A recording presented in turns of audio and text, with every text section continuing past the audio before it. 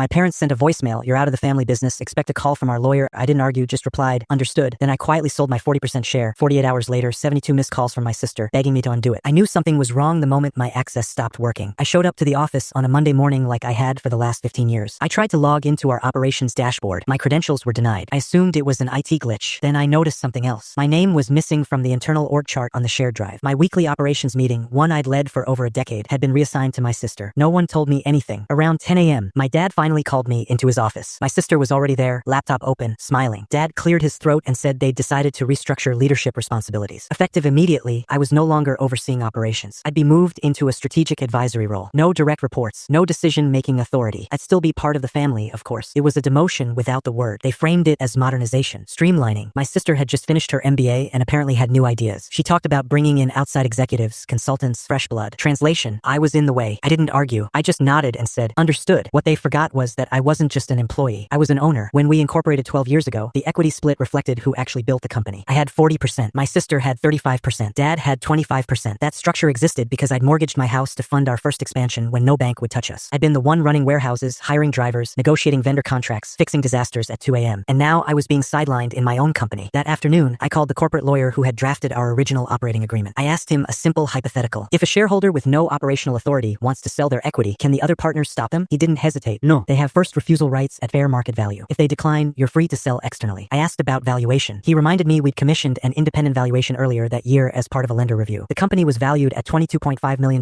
based on EBITDA and growth projections. After accounting for dilution clauses and preferred units, my 38% voting stake translated to $8.5 million at fair market value. I didn't sleep much that night. By the next morning, I contacted 3 competitors, companies that had tried to buy us out or merge for years. By noon, 2 were very interested. By midnight, I had offers. One was higher but passive. The other was slightly lower, $8.5 million, but aggressive. Corporate. The kind of buyer that wouldn't play nice with family traditions. I chose the second. The paperwork was clean. The deal was structured to close in 48 hours pending routine approvals. I didn't tell my family. On Wednesday afternoon, HR emailed me a formal letter outlining my new role. No staff, no authority. Same salary, but with a 6-month review clause. I replied politely, thanked them, and said I'd need time to consider my future with the company. Thursday morning at 10:23 a.m., the deal closed. I was sitting in a cafe when the wire confirmation hit my phone. 7 figures. At 11:07 a.m., the panic started. My sister called first. I didn't answer. Then Dad. Then my mom. Then our head of operations. By noon, I had over 60 missed calls. The voicemails were chaos. What did you do? They're demanding board seats. How do they own 40%? They're talking about replacing management. By mid-afternoon, the competitor had formally notified the board of their ownership and requested immediate operational audits. They owned 40%. They had leverage, and they weren't sentimental. By Friday night, my sister had left 72 voicemails. The last one broke my resolve just enough to listen. Her voice was shaking. They're threatening to push Dad out. They're talking to Mom's trust. We didn't mean to cut you out. Please, just tell me how to fix this. I poured a drink. Then I sent one message. You already fixed it, just not for yourselves. I don't own any shares anymore. Then I blocked every number. They wanted me out of the business. They just didn't realize I'd take the company with me.